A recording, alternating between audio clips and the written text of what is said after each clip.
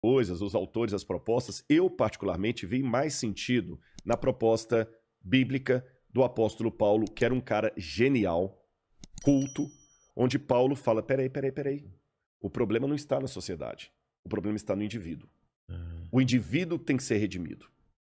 Se você não levar redenção para o indivíduo, você pode dar comida para ele, cultura, educação, tudo, ele vai virar um monstro. E Paulo tinha razões para falar isso, porque ele estava sentenciado à morte por um cara chamado Nero, que teve tudo na vida que Paulo não teve e muita gente não teve.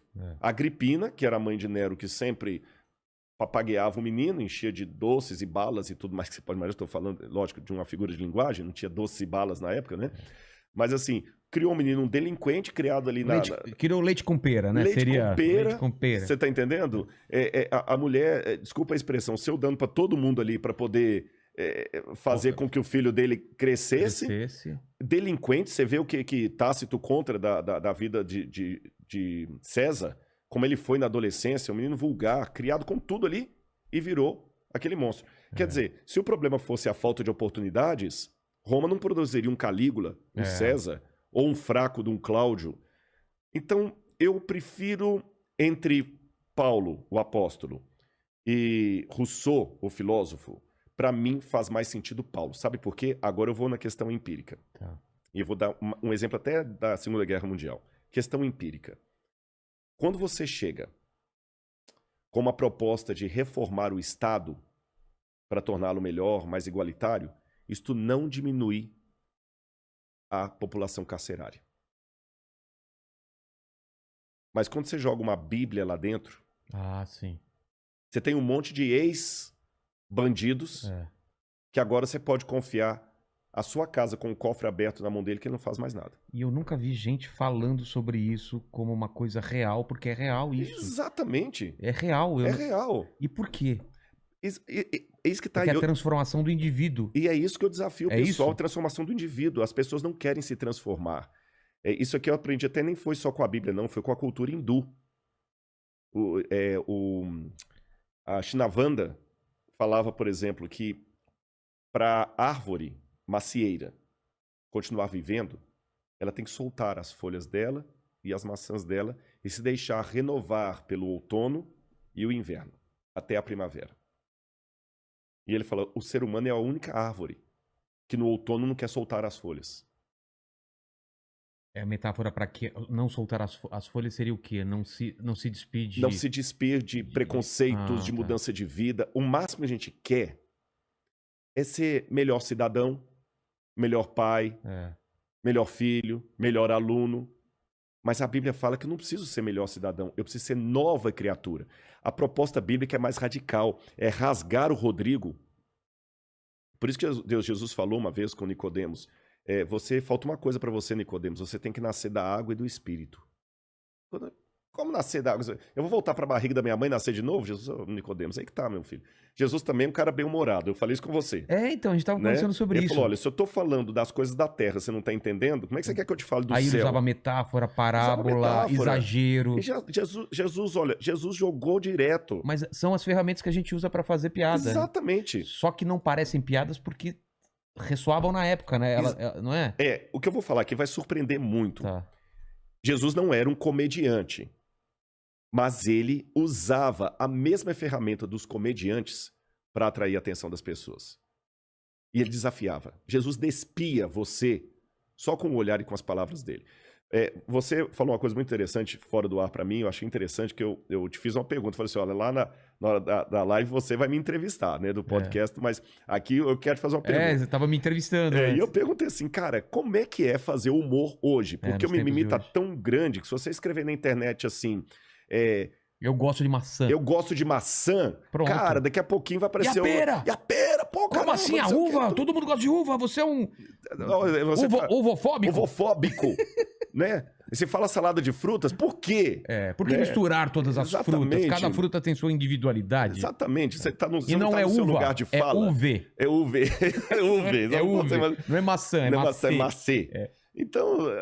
Sabe, é meio complicado esse negócio. Aí você falou comigo, explicando ali até que o humor é o exagero. Quando você falou isso, eu lembrei. Na época de Cristo, e eu não esqueci que eu ia dar um exemplo prático da mudança, hein? Era a hipérbole, o exagero que trazia atenção para o humor. Então, quando Jesus falava assim, é mais fácil passar um camelo no fundo de uma agulha do que um rico entrar no céu, o povo riu. Com certeza, né? Riu. Porque é um exagero. Era um exagero. Olha, se alguém olhar para a mulher com intenção impura, já adulterou. Mas só que era uma risada.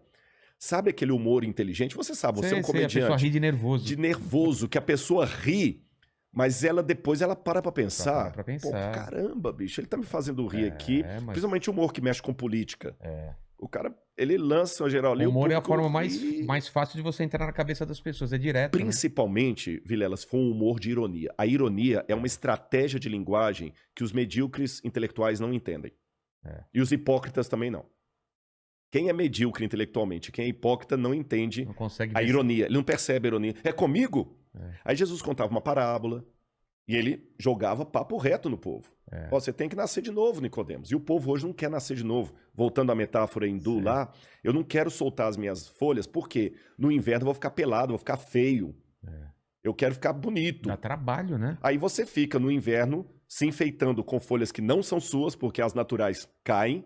É como o Photoshop do Instagram, que não é você.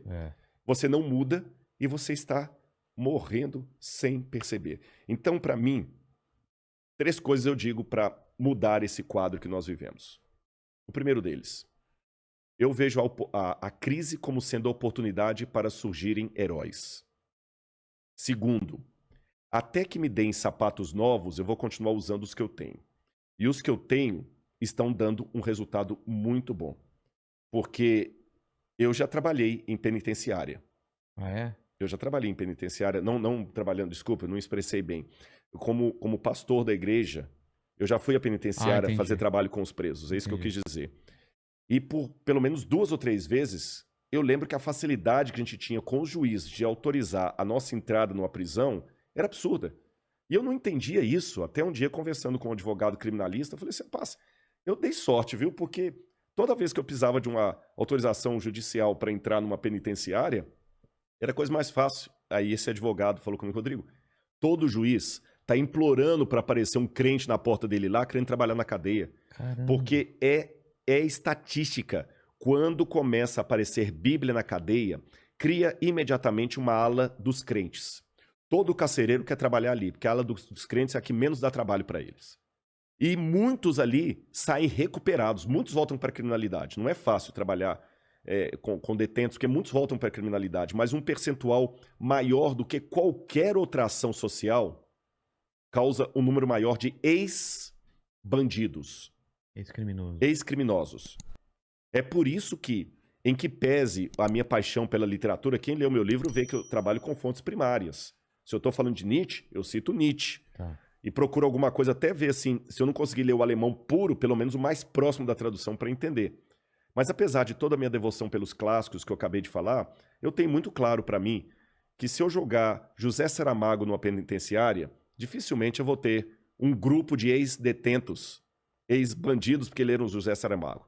Mas se eu jogar uma Bíblia de Novo Testamento, daquela dos Gideões Internacionais capa cinza, daqui a pouquinho está o juiz pedindo para eu voltar lá para tocar violão e eles deixarem a criminalidade. Então, essas oportunidades de crise fazem surgir heróis. Eles nunca vão ser a maioria. Então, não estou preocupado com o que você chama de herói? Herói é aquela pessoa que não está preocupado em ser dos Avengers, do Marvel. Ele sabe que o Marvel é entretenimento, não é estilo de vida. Ele não está preocupado... Não é esse tipo de herói. Não é esse tipo de herói. Não é aquele herói do Velozes e Furiosos, que é o estereótipo do cara que eu não queria como vizinho no meu condomínio, dirigindo na rua que meu filho brinca. Exatamente. Você tá entendendo? O cara dirigindo de ré a 100 km por hora. E o cara fortão, aquela coisa toda. O herói sabe quem é? É aquele que faz o que todo mundo deveria fazer, mas a maioria negligencia. Vou dar um exemplo. Madre Teresa de Calcutá. Ela ganhou um prêmio Nobel. O prêmio Nobel de Madre Teresa de Calcutá é o poder heróico dela, que ao mesmo tempo revela a fragilidade da humanidade, porque o que Madre Teresa fez é o que todo mundo de sã consciência deveria fazer. Mas como a maioria não está fazendo, o dia que uma mulher faz, ela vira santa e ganha um prêmio Nobel. O prêmio Nobel de Madre Teresa, bem merecido, bem dado, é um prêmio mais vergonhoso da humanidade. Eu vejo isso também em rede social. Quando alguém faz uma coisa totalmente normal e que deveria ser padrão. De todo mundo. Nossa, ele tá lavando a louça pra mulher. Pra mulher. Nossa, ele tá cuidando dos filhos. Nossa, a mulher trabalha e ainda ela tem tempo de cuidar da... Sabe? São coisas... Esses, cara, pra mim, que são os heróis, você tá entendendo? Exatamente. O herói é aquela senhora... Que tá lá fazendo todo dia, 5 horas da manhã, com o risco de pegar Covid no metrô, porque ela não tem nada a ser a máscara e tudo, e sustentando os filhos, porque o safado do marido já abandonou ela com os 5 filhos no bucho ali. E ela tá ali trabalhando de sol a sol, pegando energia de onde não tem, você tá entendendo? Essa mulher é a heroína. Porque às vezes... Sorrindo na maioria das vezes, indo com alegria, né? A gente tem aquele espectro de herói muito Marvel. E a gente